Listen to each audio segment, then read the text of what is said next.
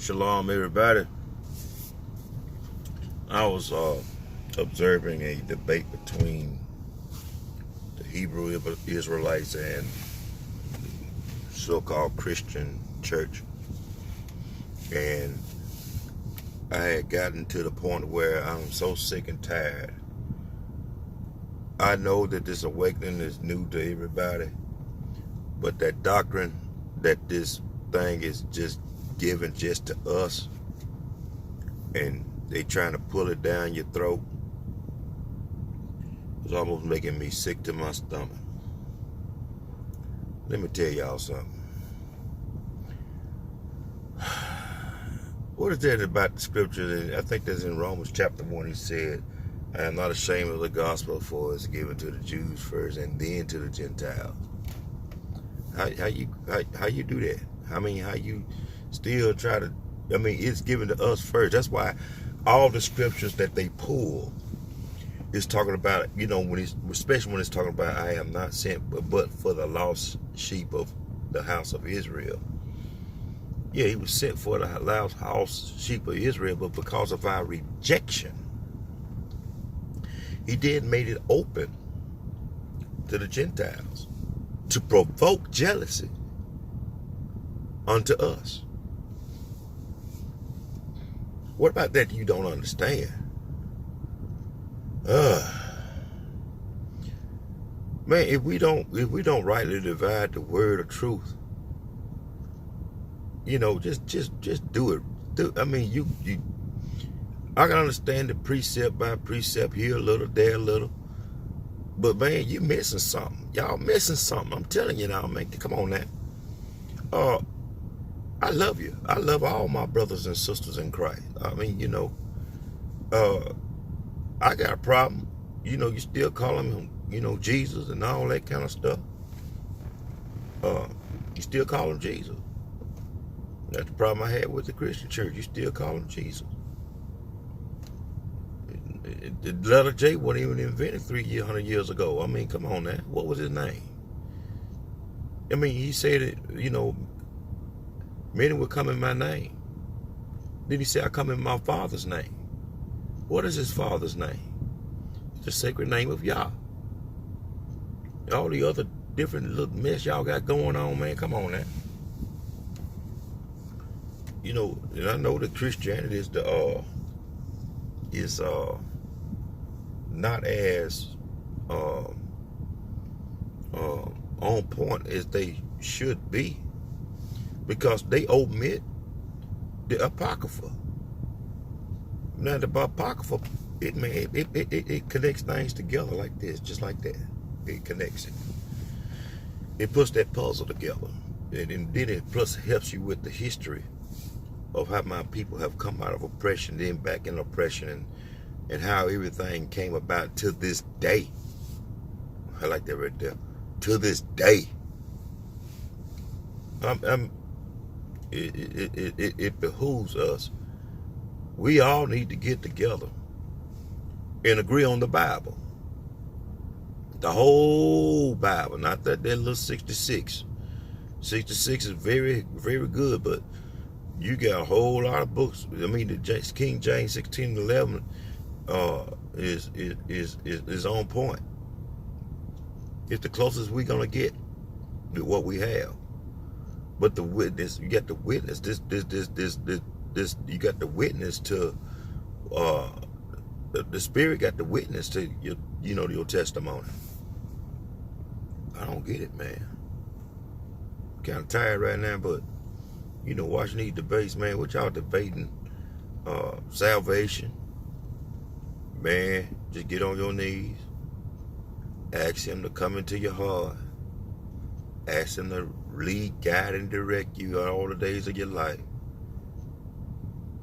Make you be sensitive to all the things that we do. And then, are we really reading the Bible for an argument? For an argument? The Bible speaks for itself. The Bible speaks for itself. And I'm not just talking about those 66 books. You got 1st, 2nd, 3rd Maccabees, Baruch, you got Sirach, you got Enoch. Come on, Ezra. I don't get it. I don't get it, y'all. You know, both of you wrong. And that's what's wrong with our people in the first place. We can't stand correction. We stiff-necked. And the reason I came, I'm going to tell you the main reason I came out the Baptist church. The main reason I came out the Baptist church is because of that fourth commandment. Remember the Sabbath and keep it holy. I wish I could convince all my brothers and sisters, Hebrew Israelites, to make a mass exodus out of Sunday so-called worship. Make a mass exodus. Just come out of her. And start holding your services sundown on Friday. Come on now. On the Sabbath. Remember the Sabbath and keep it holy. Even Chick-fil-A got it wrong. You get what I'm saying? I've done it wrong so many years. That was all I taught. That was all I was taught. I preached for 15, 16 years. I pastored one stiff-necked church. And I went out for all these little different Baptist churches, and I always, you try out for them, you do like a trial sermon, and then the folk, they decide who they want to do. That's wrong too. It's that Negro stuff. You remember when we don't remember because we wasn't there, but we was on the auction block, and they would bid for the buck that was the strongest, what they needed or whatever like that, for their slave. If they needed somebody to breed or if they need somebody to work, they would look at them and then they'll choose who they want. That's the same thing the Baptists and the Methodist, well, I don't know about the Methodist, I think they send their own pastors in, and say God would send you pastors according to, their need or their heart. See, got that all wrong. He'll send it to you. And I will be up there trying to impress upon the people that I'm the right man, and it kind of put me out of place being on an auction block like that. I'm on my own people. Then they choose the pastor. And then when they choose the pastor, they don't like the pastor. Because the pastor that they got now ain't like the pastor that died or the pastor that left. They think they got the same man. It's just messed up, man. That's why, that's one of the main reasons I come out. Because after I went out for another church, and I don't know why I was doing it, because everybody was recommended that I go, put in you got to put in resumes. You got to put them resumes in. We put them resumes in, and then we do what we do. In the last church that I went out for, I was like, okay, here we go again. In the number 1, 2, or 3 position, I'm in the top 3. And didn't get that one either. Now I understand why God didn't let me in them churches, because his intention was to wake me up. And can you imagine waking up in the middle of this, and then all of a sudden here I am talking about Hebrew Israelites and we are the true people, and I'm going to change the service from Sunday to Saturday. Man, them folk would have thrown me out on my head. So what I did was I bowed back out, and I'm going to respect them because that's what they believe. But I'm not going to stop. I'm not going to stop telling them, telling people when asked the truth. I'm not going to do that. I'm not going to do that. Yeah, I have a sincere desire to warn and to let my people know that salvation is to anyone that believes, you know. But I never understood all the stuff that, you know, the politics of it. They all let you know that you know, all that politics stuff, you know, it's just, you know, I could have went over here and got with the clique, got with the big clique, got with the big time, whatever, and then been a hireling. And, you know, and that's what that was I was seeking, because I didn't know no better. Now I know better. I don't want no part of it no more. I knew that was going to be my last sermon the last time I preached in the Baptist church. It was going to be my last sermon in the Baptist church. Say it like that.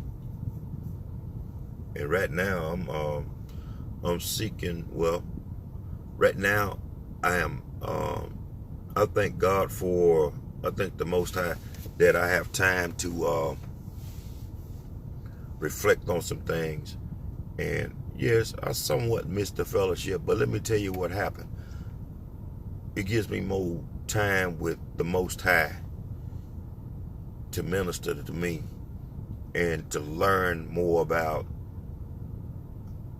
coming into this truth. And I want to be careful not to spew out false doctrine like I did in the past. I repented for that, you know, spreading that stuff, because that's the way I was taught, and I so much wanted to serve God, so I just went with what I was taught. There's nothing justified, because, you know, when you read the Bible to preach, it's a whole different ball game than reading the Bible for your own, you know, nourishment, for your own edification, for prophesying and stuff like that. It's a big difference, because I was reading trying to get points across, and not necessarily or doing what the Most High instructed me to do concerning His people.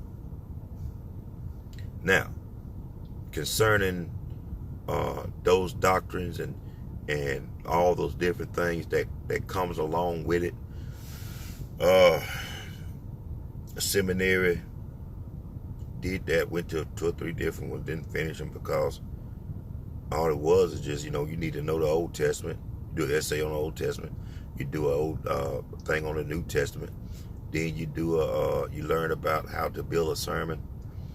What about praying to God and just letting Him open your mouth and let Him speak through you? And that's what I was doing. I never did hardly use the manuscript.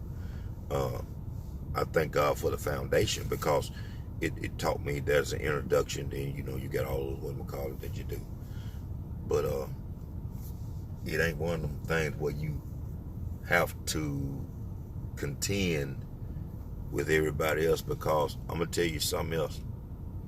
In the Baptist church, there's what you call a so-called competition among ministers and preachers and Baptist. You know, it is bad. I saw the spirit of competition on a lot of guys. I never was in that mess. I mean, if they were threatened by me, they ain't hardly say nothing. That mean, you know, they just told God, just let me know that they just had some kind of contention towards me, because they always wondered why. How was you able to preach and you ain't got no notes? What you need notes for? I mean, you know, reading from iPads, I ain't did that. I don't do that. Anybody can pull up a sermon on the internet, and then you read it a few times. Now you know it. You know, it ain't for your people at that time. You just chose something. You working on your own thing. You know. It just messed with me bad. Messed with me real bad. Just messed with me real bad. And another thing, a lot of people got a problem with what they call hooping. Now, this is just my personal opinion. Man, well, you know what? When I start feeling uh, uh, in praise mode, when I get in praise mode, your tune will come on.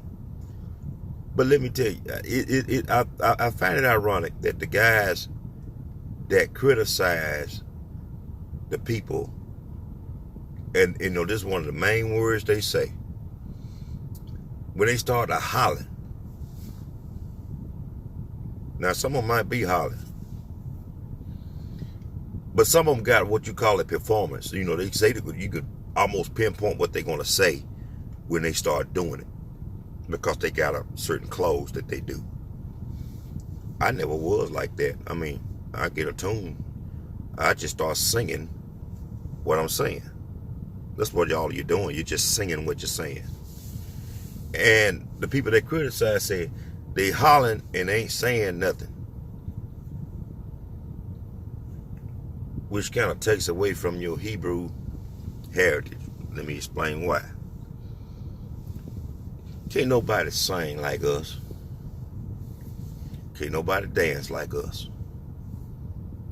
Ain't no athletes in the world like us. We are a peculiar people. Can't nobody beat us doing what we like to do.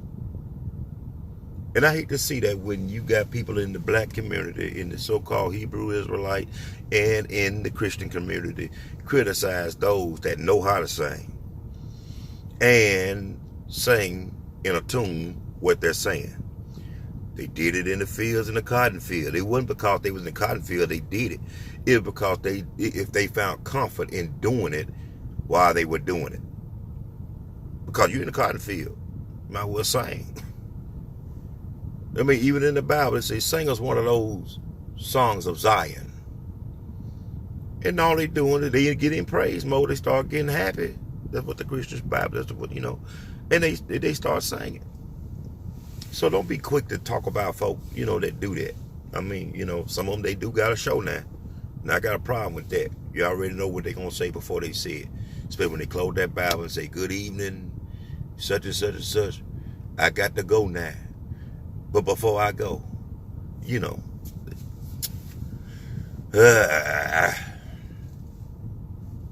that's just in the preaching community. We talk about things just like anybody else. And you'd be surprised what we'll talk about, what we say, but you know, we had a brothering communication that nobody else could understand. But get this, I don't miss that at all. Because now some people try to prove how much they know. And that's not even necessarily what's going on. Here, one gentleman told me, he said, I wish you would get back in there and just preach this thing to them. I said, but I got one problem, brother. I'd rather obey God than man, because he said, honor the Sabbath, remember the Sabbath, and keep it holy. That's the problem. So, upon God's instructions and on his time, I will probably eventually, you know, start my own assembly or something, because I was looking at the Hebrew Israelites, man, but they teaching the doctrine the wrong way. I mean, that's why, you know, in previous videos, I know it sounds kind of funny that I thank God for my Christian heritage, because some of that stuff that I'm not gonna throw away the whole thing. Because I know that this thing is given to the Jews and the Gentiles. And I'm not going to do that. I mean, I wish it was like that sometime. But that ain't what it is. A part of me just want to just be for us. Because, you know, us black men, we want to have something to ourselves anyway. That's why some of them deacons and some of them Baptist churches running everything. Because back in the day, you had a preacher that had a first and a third Sunday church, and then he had a second and a fourth Sunday church. And while he was gone from that church, the deacon took over. And that was the only thing that Negro had. And then, you know, when he come back, now you can't run nothing. Everybody, I mean, you ain't run nothing in them churches. I mean, even if you don't want the women and the money, you still ain't running that. You know, not that you want to run God's house, you just want to edify his people and warn them of the judgment. And that's what the gospel is all about. Warn them, then let them know. But there's good news. There's some things that you just don't throw away. You know, I'm not gonna do all that. That ain't, and no. I do realize that if we are the true Hebrews that the Bible talks about, I don't celebrate holidays. I don't, get in that pagan mess. And that's what I participated in so long. And I teach this to my children. Trying to, get off into the dietary laws of what we supposed to be doing. I truly want to follow the commandments of the Most High. But it's rough. It's rough when you ain't got to. When the flesh want to do something else. Cause I was looking at some crab legs the other day. I didn't do it though. But I sure wanted to do it. Like Paul said, all the things I want to do, that's what I shouldn't be doing. But the main thing I should be doing, that's what I find myself doing. Whom shall save me from this body of death? Just a brief history on what's been going on. What's been going on. No, none of my so-called minister, preacher, pastor friends, they don't have too much to do with me because they still stuck in that delusion. I love them. But when they ask me, hey man, what's such, I got one guy, he called me once in a while. Yeah, I just shared it with him. I ain't doing it no more. God does. Well, how do God shut you down? I said, because I'm not going to be spilling all that mess we're talking about. All right, just take this scripture just for instance. As in the day of Noah, two shall be in the field, one going to be taken, and the other will be left. Now, in the days of Noah, what happened? Noah went in the boat, and the other one was taken. But the Christian doctrine, or the way I taught it was, you want to be taken. No, you don't want to be taken. Because when you get taken, you get killed. See how upside down that was? That was upside down. The Christian doctrine turns it around the other way. But, we need to get this stuff together, man. Don't make no sense. Just found out that little fella that, I'll talk about that later. Right now, I'm just want to give you a brief inside out about what goes on in the Baptist church and what I see observing when it's going on to these Hebrew Israelites, so-called Hebrew Israelites, because I prove, you jumping all over the Bible. Yeah, I know it belongs to us. It belongs to us first. And then, because of our rejection of him, and because he said, no, don't weep for me, weep for your children, he also made it available for everybody else. That's just the way it is. It's tight, but it's right. Subscribe and comment. Shalom.